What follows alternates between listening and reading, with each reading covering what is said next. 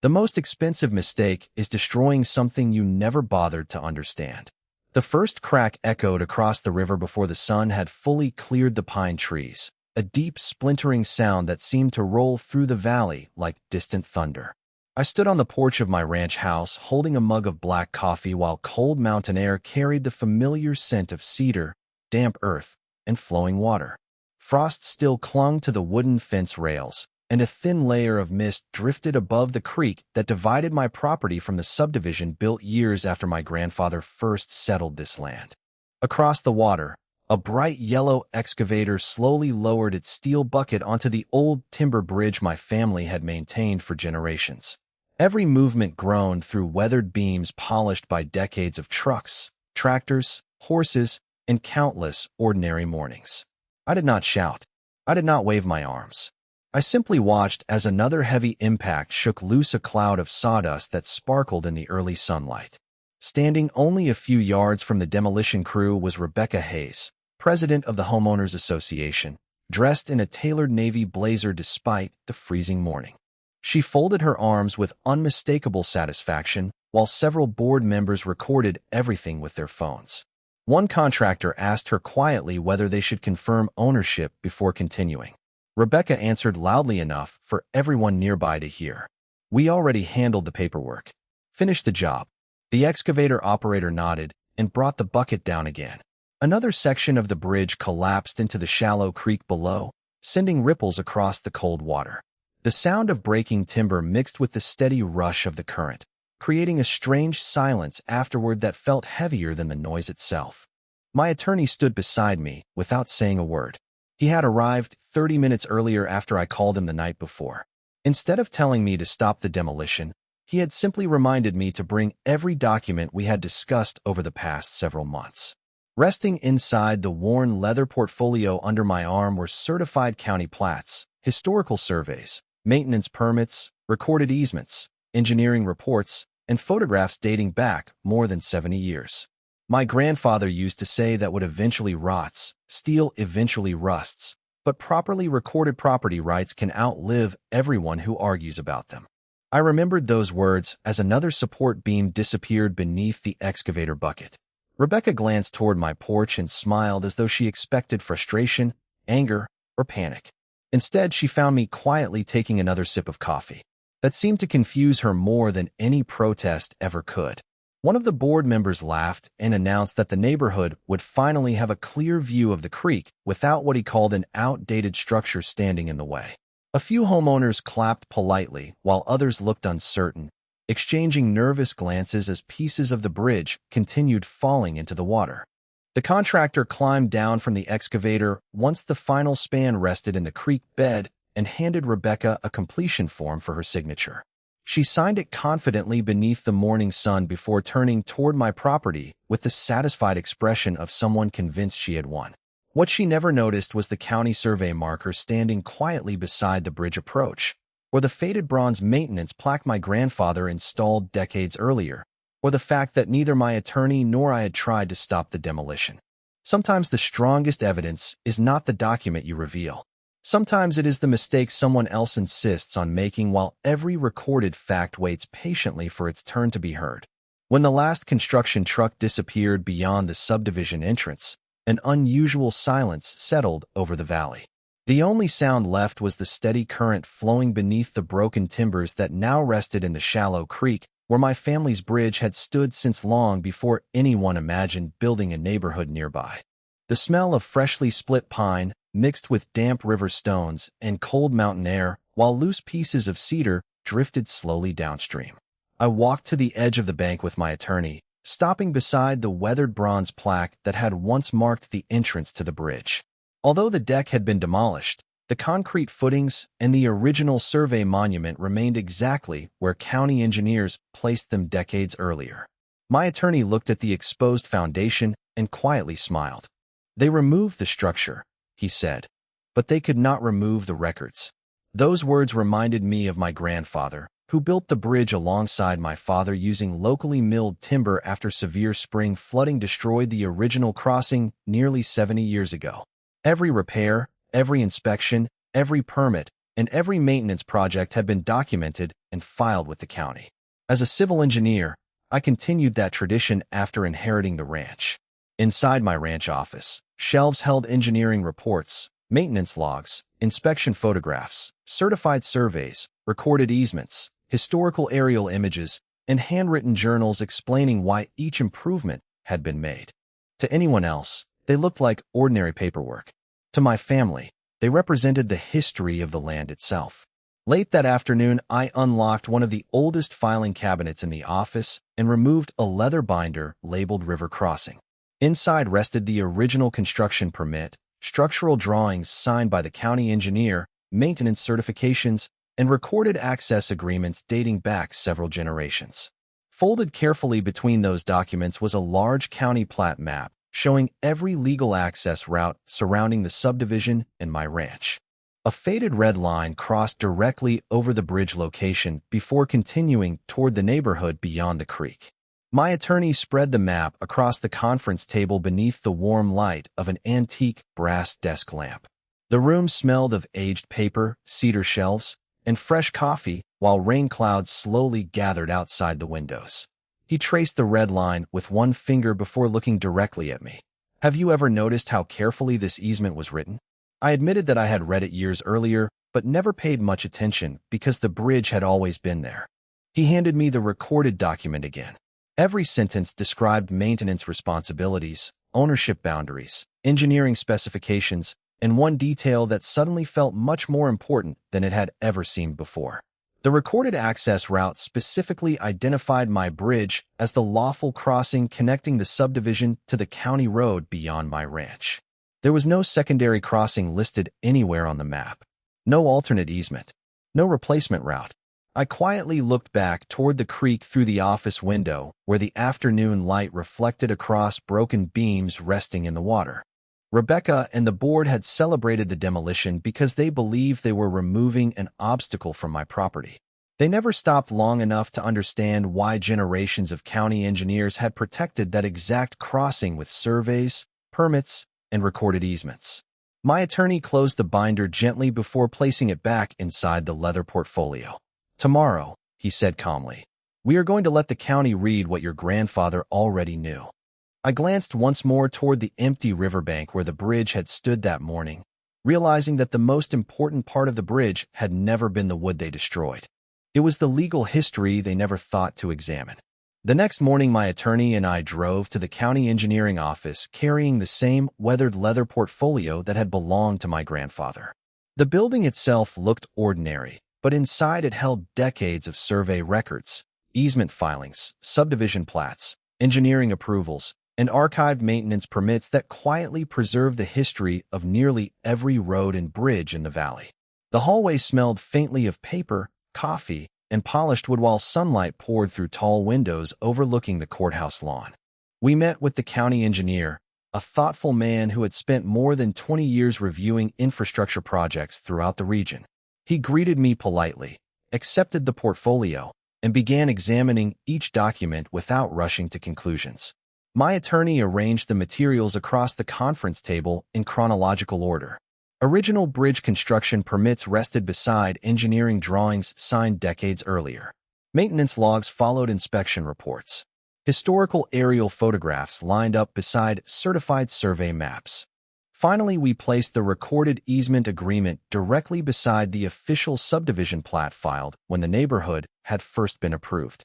The county engineer quietly compared parcel numbers, legal descriptions, and recorded boundaries before reaching for another large archive book from a nearby shelf. He opened it carefully, matching page references with the easement already lying on the table. Several long minutes passed without anyone speaking.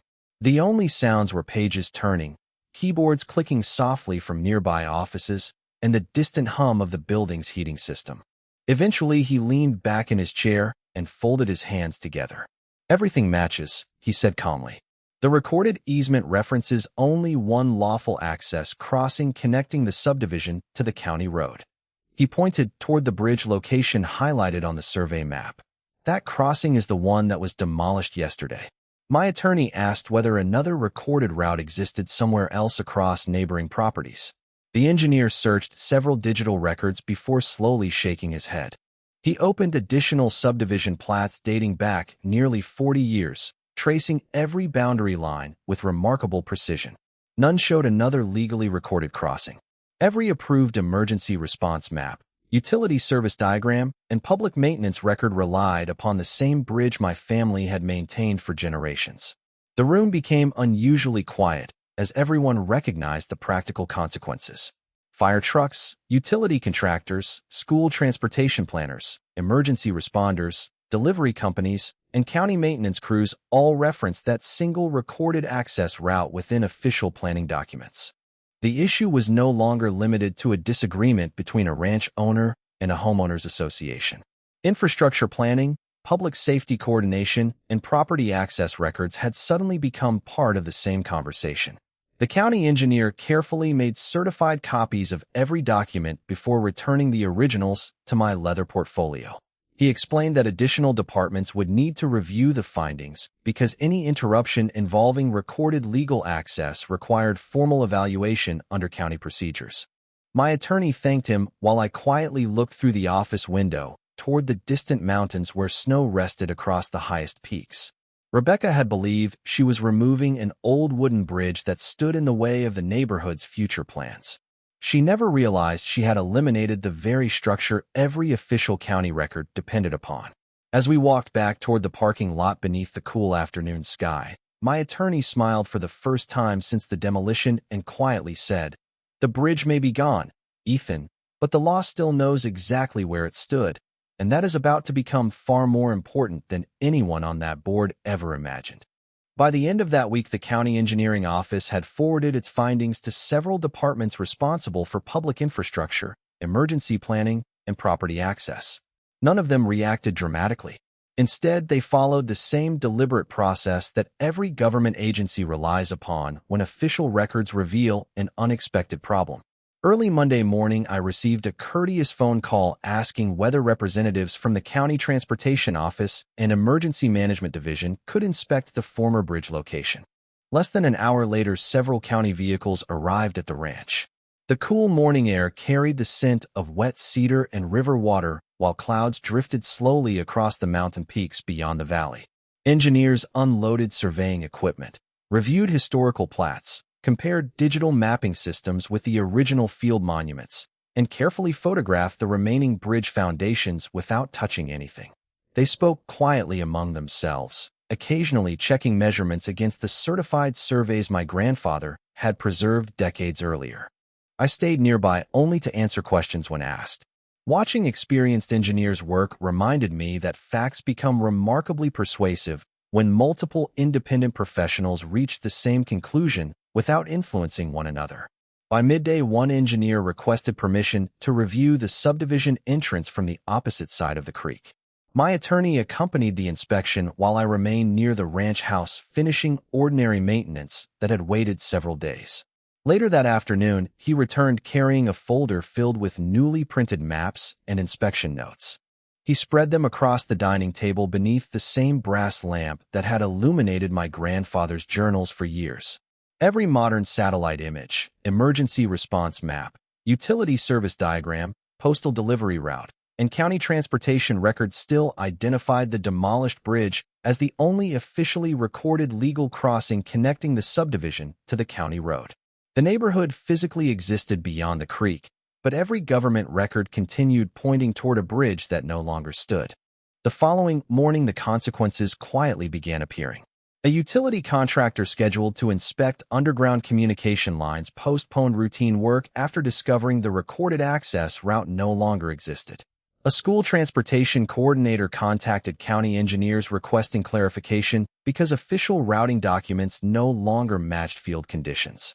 Even a private delivery company temporarily suspended heavy commercial deliveries until county officials confirmed how large service vehicles could legally reach the subdivision. None of these interruptions created panic. They simply demonstrated how many different systems quietly depended upon infrastructure that most people never noticed until it disappeared. Late that afternoon, an emergency homeowners association meeting was announced inside the subdivision clubhouse. Residents gathered quickly after hearing county representatives had requested additional documentation concerning recorded access rights. Rebecca stood before the room holding several binders while insisting the bridge had been an outdated private structure with no broader significance. As she spoke, one resident raised a simple question.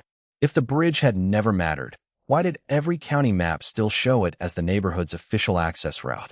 The room became noticeably quieter. Another homeowner produced an insurance packet containing the same recorded easement my attorney had already presented to county officials. Several neighbors began comparing documents, discovering that identical legal descriptions appeared throughout property records they had signed years earlier without reading closely. Confidence slowly gave way to uncertainty. Standing later beside the quiet creek as evening settled across the ranch, I listened to water flowing beneath the empty span where generations had crossed before us.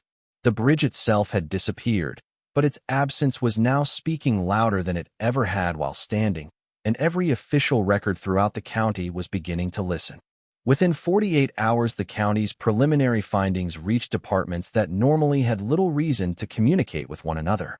Transportation planners reviewed roadway records, emergency management officials compared response maps, utility coordinators verified service routes, and the county planning office began examining every recorded easement connected to the subdivision.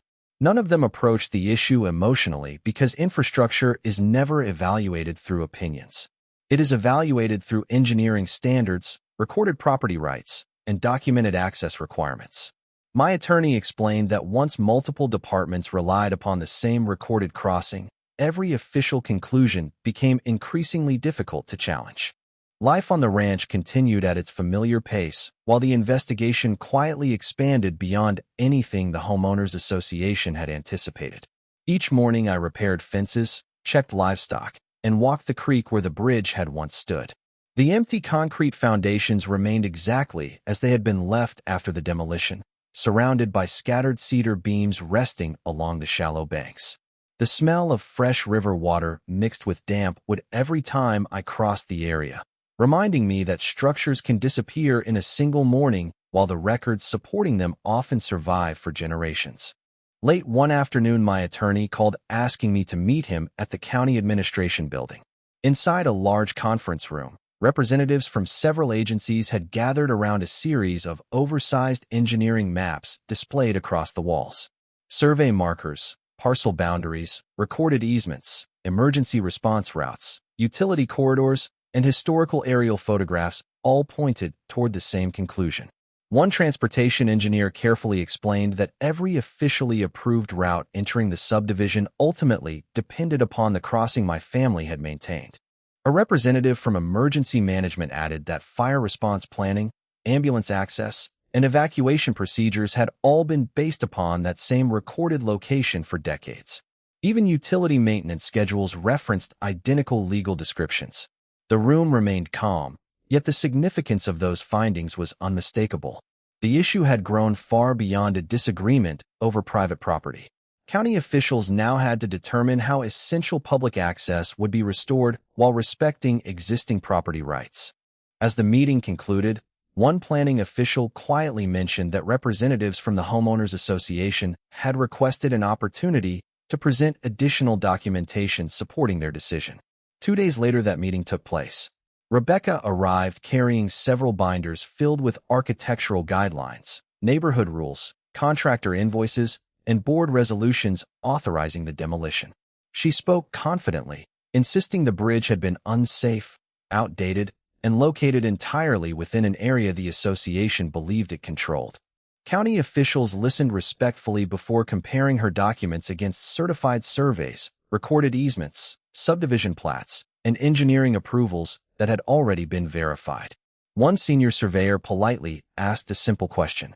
Can you provide any recorded document establishing an alternative legal access route after the bridge was removed? Rebecca searched through every binder on the table. Page after page turned beneath the bright conference room lights, while silence gradually filled the room. Eventually, she admitted no such document existed because the board believed another crossing could always be built later if necessary. The county engineer gently replied that legal access cannot be assumed after recorded infrastructure has already been removed. It must exist before essential access is interrupted. Looking through the conference room window toward the snow-covered mountains beyond town, I realized the entire dispute had quietly transformed.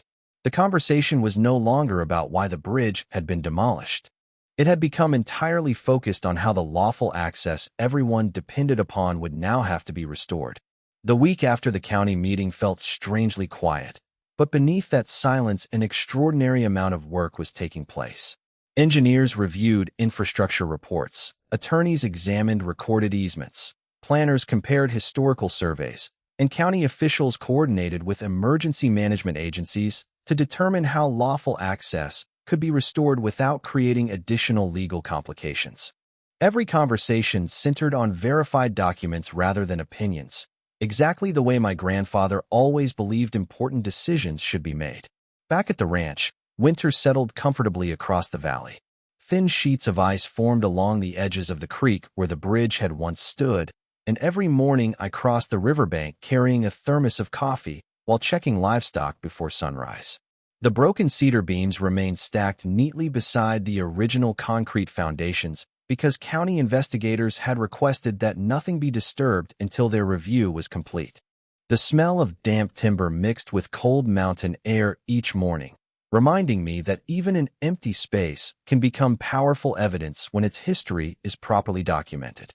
A few days later, my attorney invited me to another coordination meeting involving county engineers, emergency management officials, transportation planners, and legal counsel representing several public agencies. Large digital maps filled one wall of the conference room, while certified plats and historical engineering drawings covered another. Every colored line, survey marker, and legal description pointed back to the same crossing my family had maintained for generations. One transportation planner explained that designing a completely new legal access route would require multiple property acquisitions, environmental studies, engineering approvals, and years of permitting.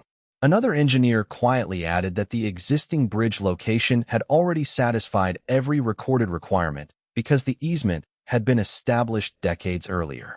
Reconstructing the original crossing would be far more practical than attempting to create an entirely different route. As the discussion continued, representatives from the Homeowners Association arrived with outside legal counsel. Rebecca looked noticeably different from the confident woman who had stood beside the excavator only days earlier. She remained professional, but the certainty that had once defined every decision had been replaced by careful restraint. Her attorney requested an opportunity to review the engineering findings before speaking. After nearly an hour of comparing certified records, historical surveys, and recorded easements, he quietly acknowledged that the documented access history appeared consistent across every county department. He then asked the question everyone in the room had been anticipating. If reconstruction becomes necessary, what solution best restores the recorded legal access while respecting existing ownership? The county engineer answered without hesitation. The original bridge alignment remained the only fully documented and legally established crossing recognized throughout county records. Rebuilding that bridge according to updated engineering standards would restore lawful access while preserving existing property boundaries. Nobody argued. Nobody raised their voice. The room simply grew quiet as everyone recognized the practical conclusion supported by every verified document. Leaving the meeting later that afternoon, my attorney smiled as we stepped into the crisp winter air. Snow covered the courthouse lawn, and sunlight reflected brightly across the surrounding mountains. He looked toward me and said, "Months ago they believed they were solving a problem with heavy equipment. Today every licensed engineer in the room reached the same conclusion using nothing except maps, surveys, and recorded facts." Driving back toward the ranch, I glanced across the valley where the empty bridge foundations still waited beside the flowing creek. For the first time since the demolition, I realized those silent concrete supports were no longer reminders of what had been destroyed. They had become the foundation upon which the truth was quietly rebuilding itself. The county issued its formal decision early the following week, and although the document stretched across dozens of pages filled with engineering language, legal references, survey coordinates, and recorded easements, its conclusion was surprisingly simple. The lawful access serving the subdivision had been interrupted when the recorded bridge crossing was removed, and restoring that access had become an official priority supported by county infrastructure regulations. My attorney handed me the printed decision inside his office while sunlight reflected across the courthouse windows outside. The familiar smell of paper, coffee, and polished oak filled the quiet room as we carefully reviewed every page together. The county did not assign blame through dramatic language. It simply documented facts, established responsibilities, and outlined the legal process required to restore the recorded crossing. That calm approach carried far more weight than any heated argument ever could. News of the decision spread quickly throughout the subdivision. Homeowners who had once believed the bridge belonged only to my ranch began reading their own closing documents, title insurance policies, and recorded plats with entirely different eyes. Many discovered the same legal descriptions county officials had already verified. Several residents visited the ranch over the following days, not to argue, but to apologize for assuming the bridge had been nothing more than an old private structure. I welcomed every conversation because none of those neighbors had operated the excavator or signed the demolition authorization. Most had simply trusted the information presented during homeowners association meetings. Rebecca requested one final meeting through her attorney. We gathered inside a county conference room overlooking snow-covered fields stretching toward the mountains. Engineers, attorneys, county planners, and representatives from emergency management attended alongside both parties. The atmosphere remained respectful from beginning to end. Updated engineering drawings lay across the conference table beside cost estimates, environmental reviews, structural calculations, and maintenance schedules prepared for a modern replacement bridge built along the original alignment. After reviewing every proposal, county officials explained that rebuilding the crossing along its documented location represented the most efficient, lawful, and practical solution for every property involved. Rebecca remained quiet for several moments before acknowledging that the board had relied upon assumptions instead of verified records when authorizing the demolition. Her attorney confirmed that the association would cooperate with the reconstruction process under county supervision. No raised voices followed. No dramatic speeches filled the room. The decision rested entirely upon documents everyone could read for themselves. As we left the courthouse that afternoon, light snow began falling across the valley, covering roads, fences, and open fields with a fresh layer of white.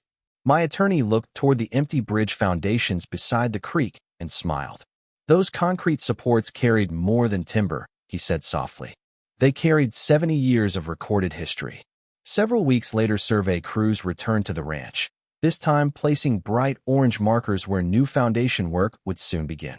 Instead of demolition equipment, engineering trucks arrived carrying measuring instruments, soil testing equipment, and construction plans approved through every required review. Standing beside the quiet creek while snowflakes drifted gently onto the remaining bridge foundations, I realized something remarkable. The same location where careless assumptions had destroyed a structure was now becoming the place where careful documentation, lawful process, and patient truth would begin rebuilding something far stronger than wood and steel. It was rebuilding trust in the simple idea that facts, when preserved and respected, eventually become the strongest bridge anyone can cross. Spring arrived quietly in the valley, bringing warmer mornings, melting snow, and the familiar sound of flowing water growing stronger beneath the empty crossing. Construction crews returned exactly as the approved engineering schedule predicted, but this time every truck that entered my ranch carried official permits, stamped plans, inspected materials, and county-approved drawings instead of demolition equipment. Freshly cut timber filled the air with the clean scent of pine, while welders assembled reinforced steel components designed to preserve the appearance of my grandfather's original bridge while meeting modern engineering standards. I stood beside the creek each morning watching surveyors verify every elevation, every foundation measurement, and every structural connection before the next phase of work began. Nothing happened quickly because every step required careful inspection, and that deliberate pace reminded me how differently responsible builders approach a project compared to people who assume they already know the answer. The county engineer visited regularly, comparing completed work against the certified plans that rested inside a weatherproof binder attached to the temporary construction office.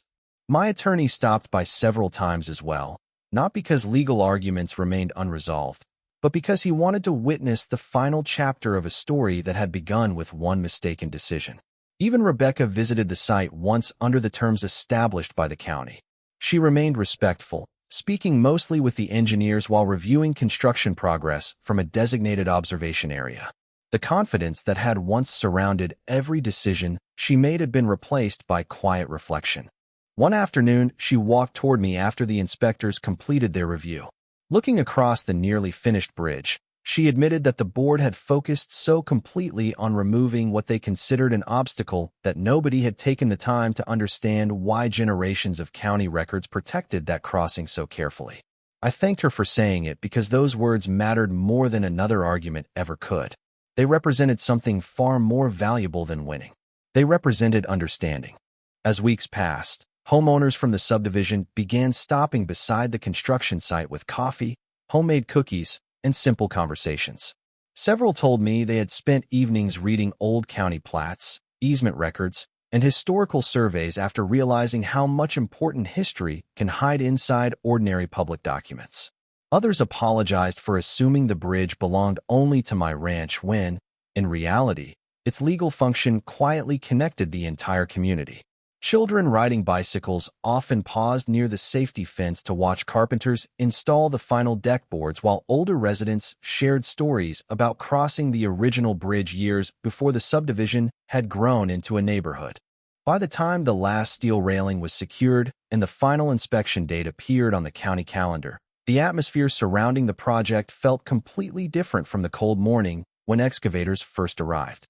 Instead of suspicion, there was cooperation. Instead of accusations, there were engineering checklists and inspection reports. Instead of people recording conflict with their phones, families gathered simply to watch a bridge return to the place where it had always belonged. On the morning the county inspector signed the final approval certificate, sunlight reflected across the flowing creek while the new bridge cast a long shadow over the clear water below. Standing at the entrance with my grandfather's leather portfolio under one arm, I realized the strongest part of the structure was not the timber, the steel, or the concrete. It was the simple truth that every bolt holding it together had been placed exactly where the records had always said it belonged. Several months have passed since the county inspector signed the final approval certificate, yet every morning when I walk across the rebuilt bridge with a cup of coffee in my hand, I still pause halfway to listen to the water moving beneath the new timber deck. The creek sounds exactly as it did when my grandfather first taught me to cross that bridge as a boy, steady, patient, and completely indifferent to the arguments people create above it. The scent of fresh pine has gradually blended with the familiar smell of cedar fences, wild grass, and mountain air until the bridge feels as though it has always belonged there. In many ways, it has. The only difference now is that every beam, every bolt, every foundation, and every engineering detail has been verified, documented, and preserved more carefully than ever before. The county officially closed its infrastructure review after confirming that lawful access had been fully restored according to the recorded easement and approved engineering plans. The Homeowners Association accepted responsibility for the reconstruction costs required under the final legal agreement, and new operating procedures were adopted requiring independent legal review before any future decisions affecting property rights or shared infrastructure could be approved. Several board members chose not to seek another term, while Rebecca stepped away from her leadership position after acknowledging that assumptions had replaced careful research when the original decision was made. I did not celebrate those changes because my goal had never been to defeat people. My goal had always been to protect the land my family entrusted to me and to ensure that recorded facts mattered more than confident opinions. As spring turned into summer, neighbors gradually returned to using the bridge every day. School buses crossed it each morning, utility trucks followed their regular maintenance schedules, emergency responders updated their official route maps, and delivery drivers once again waved as they passed the ranch entrance. Children rode bicycles across the wooden deck without realizing they were crossing one of the most carefully documented structures in the entire county. Watching those ordinary moments reminded me that successful infrastructure is rarely noticed when it works exactly as intended. One evening shortly before sunset, I opened my grandfather's leather portfolio for the first time since construction ended. Inside rested the original survey, the recorded easement, engineering drawings from decades ago, photographs of the first bridge, inspection reports for the new one, and finally the county's closing documents confirming the lawful restoration of the crossing. I placed every page back into its proper place before returning the portfolio to the same cedar cabinet where 4 generations of my family had preserved the history of this ranch. Looking through the office window toward the bridge glowing beneath the golden Montana sky, I realized my grandfather had left me something far more valuable than land. He left me the habit of protecting truth before it is ever needed. The bridge they destroyed became the bridge that proved every recorded fact they overlooked, and in the end the strongest structure standing over that creek was never built from timber or steel. It was built from patience, honest records, lawful process, and the quiet certainty that justice never needs to rush because the truth always knows exactly where to cross.